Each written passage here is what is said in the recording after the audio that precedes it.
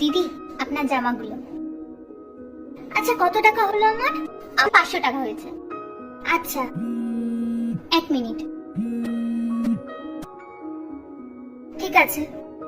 দিদি, আমার টাকাটা? আরে এক্ষুনি তো তোমাকে আমি টাকাটা দিলাম। তোমার মনে নেই? তুমি ফোনে কথা বলতে লাগলে আর আমি তোমাকে টাকাটা দিলাম। ও, আপনি আমাকে টাকাটা দিয়ে দিয়েছিলেন না? আচ্ছা ঠিক আছে। শোনো,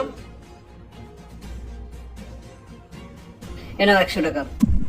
আরে আমি তো ওকে দিয়ে দিয়েছি। সেদিনকে ও আমাকে সাহায্য করেছিল।